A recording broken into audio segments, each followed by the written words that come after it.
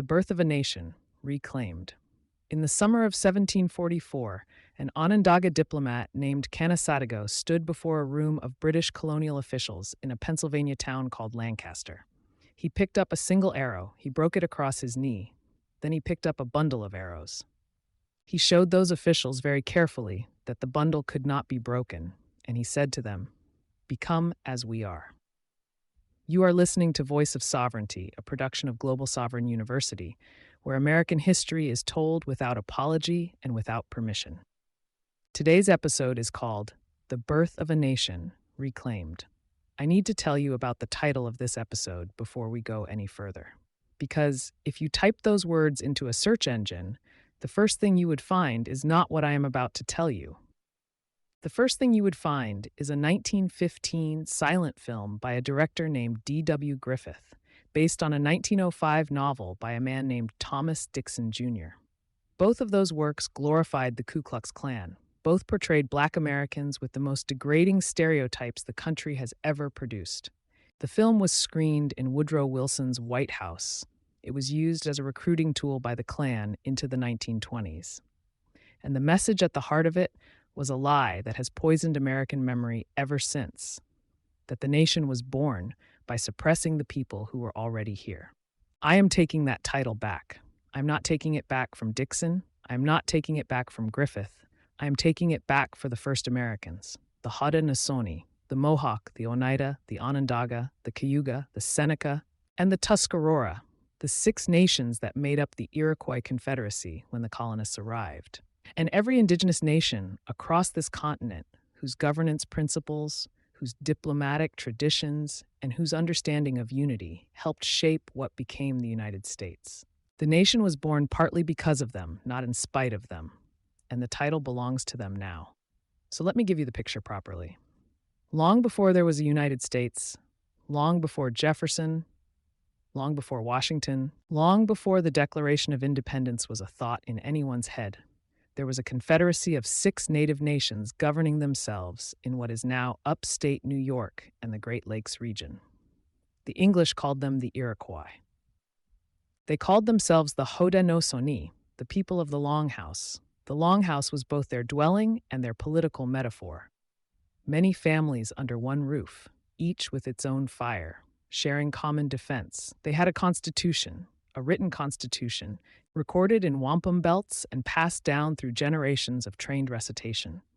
They called it the Great Law of Peace, Cayuga.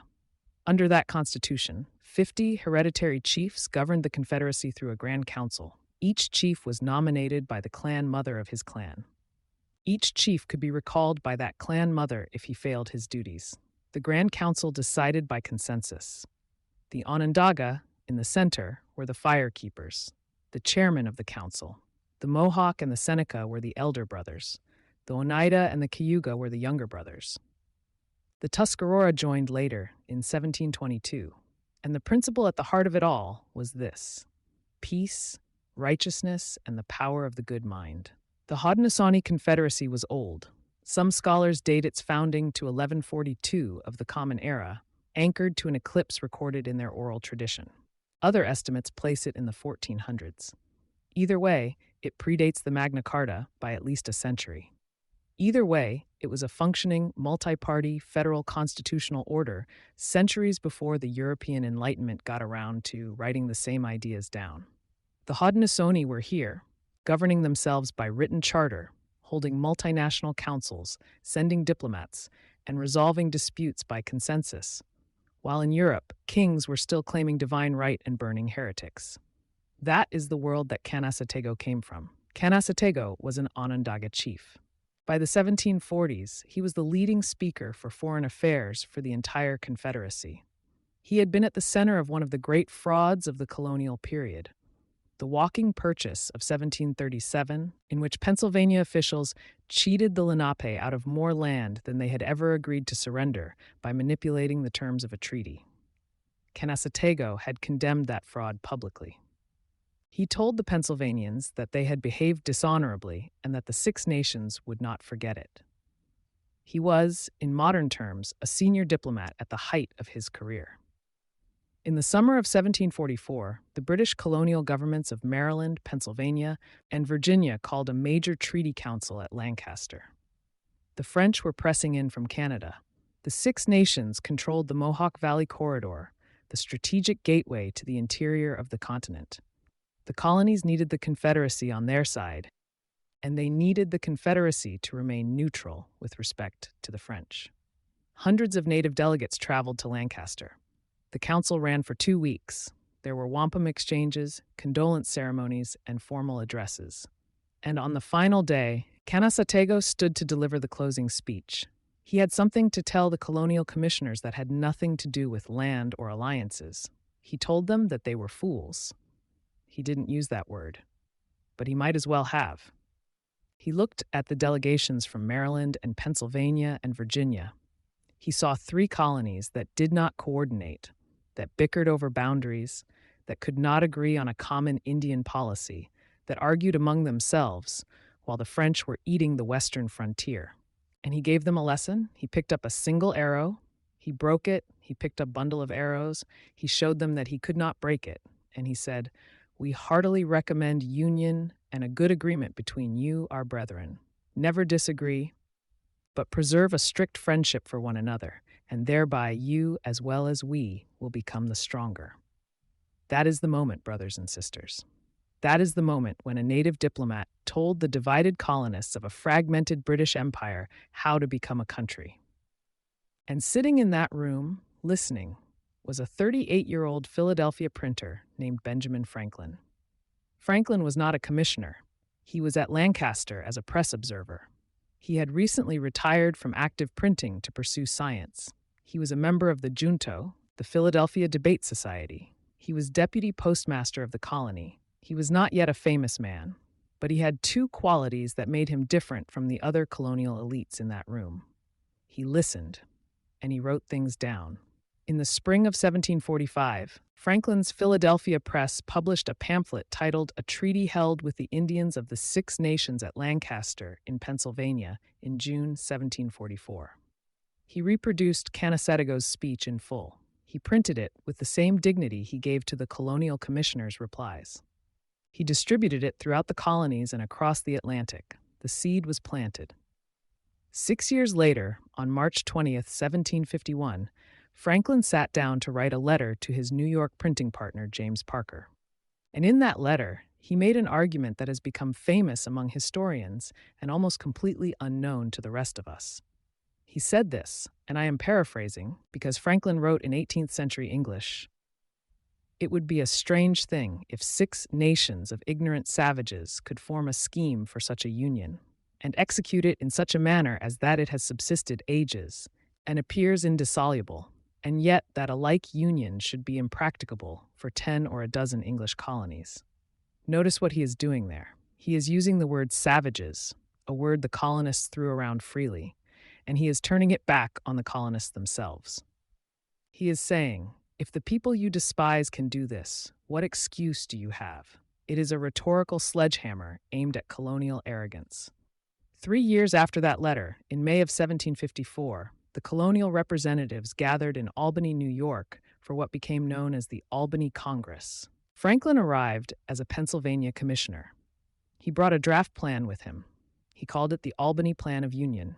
It proposed a grand council with representatives from each colony presided over by a crown-appointed president general. Each colony would retain control over its internal affairs. Common defense, Indian affairs, and shared taxation would be the council's responsibility. You can lay the Albany Plan side by side with the structure of the Haudenosaunee Grand Council, and the parallels are not accidental. Federal structure, member sovereignty, common defense, deliberative council, a written charter.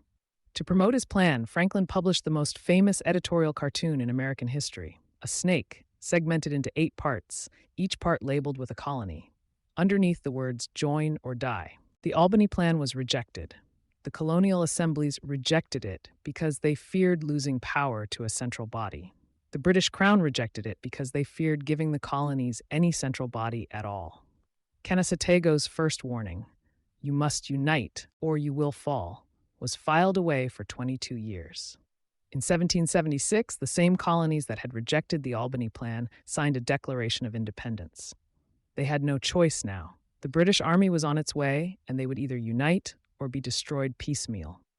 In 1777, the Continental Congress drafted the Articles of Confederation, one vote per state regardless of size, supermajority requirements, decentralized power, each member retaining sovereignty over its internal affairs. If those design principles sound familiar, they should. They were the operating principles of the Haudenosaunee Grand Council. They had been the operating principles of the Grand Council for centuries. The articles were ratified in 1781. They were imperfect. They gave the central government no taxing authority and no real executive, and they were replaced in 1789 by the Constitution. But the structural DNA was already in place: federalism, separation of powers, a written charter, a deliberative council. The same architecture Canassatego had described to the colonists at Lancaster. And then, in 1782, a man named Charles Thomson, the Secretary of the Continental Congress, a longtime negotiator with the Lenape and the Iroquois, finalized the design of the Great Seal of the United States. On the obverse of that seal, a bald eagle. In its right talon, an olive branch of 13 leaves and 13 olives. In its left talon, a bundle of 13 arrows. 13 arrows. Bundled. The 13 colonies. Bundled. The exact metaphor Canassatego had used at Lancaster 38 years earlier. That seal has been on the back of every dollar bill the United States has ever issued. It is on the president's lectern. It is on every passport in every American hand. The bundle of arrows in that eagle's left talon is not a generic symbol of military might. It is a quotation. It is a quotation of an Onondaga diplomat who, in the summer of 1744, told a roomful of Englishmen how to become a nation. That's the story I'm putting back. Now, I want to be careful here. The founders did not adopt everything the Haudenosaunee offered them. They adopted what flattered their existing assumptions. They left behind the clan mothers, the women who held the constitutional right to nominate, install, and recall chiefs. They left behind the consensus requirement. They left behind the seventh generation principle, the rule that every leader must consider the impact of every decision on descendants 7 generations forward. That is not a small omission. The clan mothers were a check on chiefly power that the United States Constitution does not have. The seventh generation principle is a temporal humility that no American legislature has ever practiced. We borrowed the architecture, we did not borrow the wisdom. And then, for 200 years, American education refused to teach any of it. The historians Donald Grind and Bruce Johansen documented this story carefully in the 1980s, and they were attacked for it by establishment academics who insisted that the founders had drawn only from Locke and Montesquieu and the Roman Republic. In 1988, the United States Senate finally passed Concurrent Resolution 76, formally acknowledging the historical debt that this Republic of the United States of America owes to the Iroquois Confederacy and other Indian nations for their demonstration of enlightened, democratic principles of government. A concurrent resolution carries no policy weight. It is an acknowledgement. It is the United States Senate, on the record, saying we owe a debt. You were probably not taught that in school. I was not taught that in school. I served in the United States Navy and the United States Marine Corps and earned a doctorate, and I was not taught that in school. This book, and the book this episode is connected to, is called The Birth of a Nation, the Iroquois Confederacy, Benjamin Franklin, and the Indigenous Foundation of American Democracy, available free from Global Sovereign University, is my attempt to put the story back where it belongs. To take a title that was used to slander the people who shaped this country and to give that title back to the people who actually shaped it. The Haudenosaunee did not become a museum exhibit. The Confederacy still meets.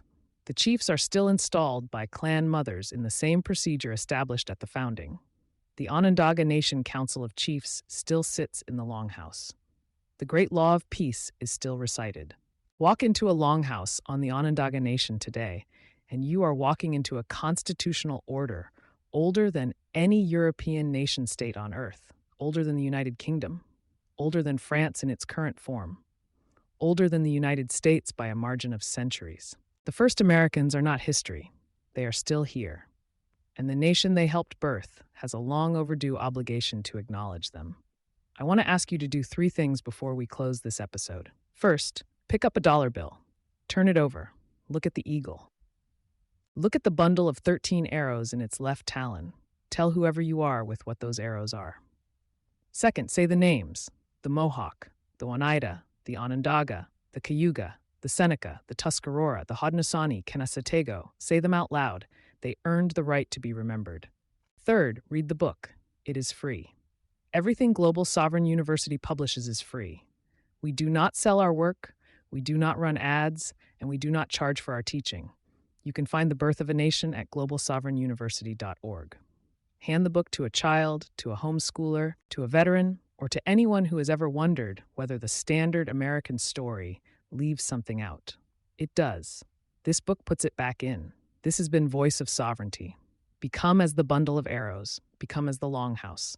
And remember that the Republic was born partly because of the first Americans of this continent, not in spite of them.